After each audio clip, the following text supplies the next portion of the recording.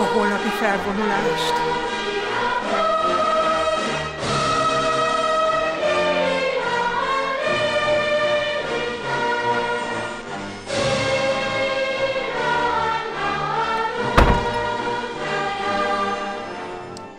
Rendben, egyelőre kész vagyunk, gyerekek. Folytatjuk az írásórát az osztályterembe, de előbb tartsunk egy kis szünetet.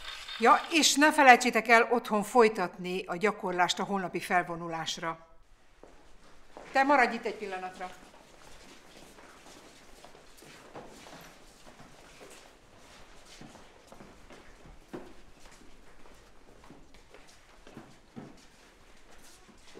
Gyere utánam.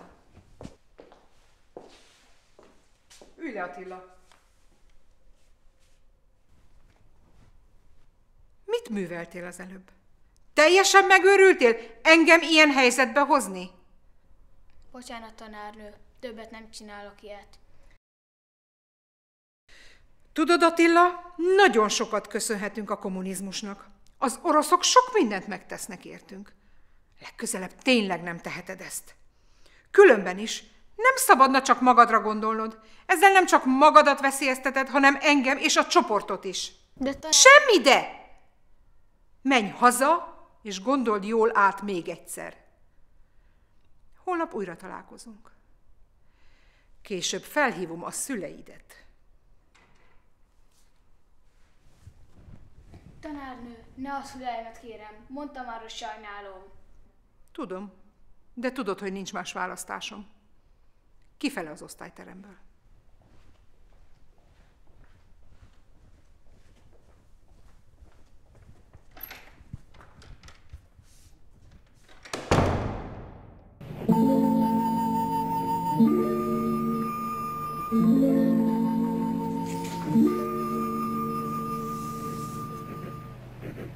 Itt a Szabad Európa Rádió a 25, 31, 41 és 49 méteres rövid hullámon.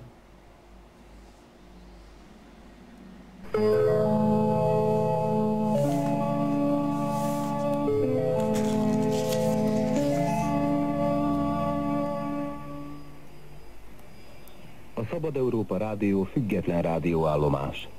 Költségeit az Egyesült Államok kongresszusa fedezi. Rádiónk az értesülések szabad áramlását szolgálja abban a meggyőződésben, hogy ezzel... Mit csinálsz itthon ilyen korán? Hazaküldtek. Hogy?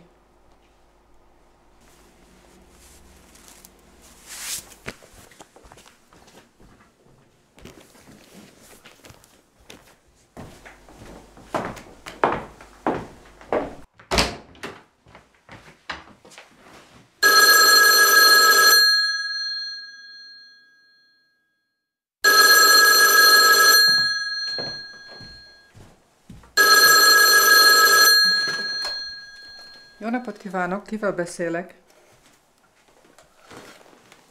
Jó napot, Márta.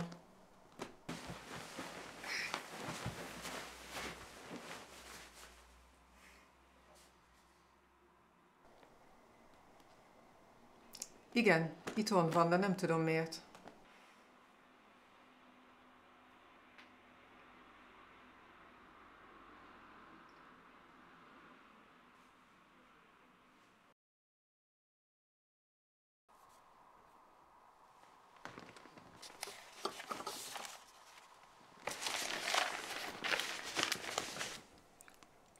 Ki fog telefonálni? Én hívom, tegnap te már beszéltél vele.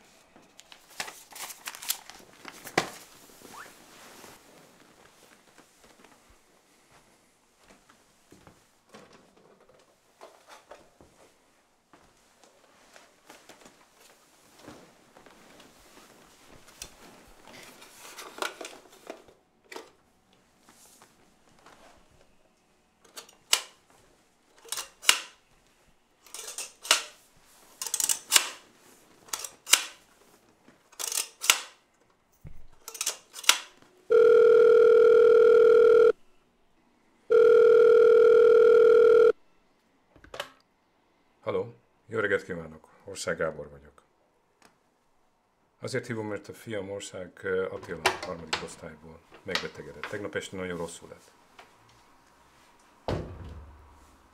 Nem tudom, mikor fogja jobban érezni magát, ezt nehéz megmondani. Valami néha tovább tart, mint szeretnénk, vagy gondolnánk.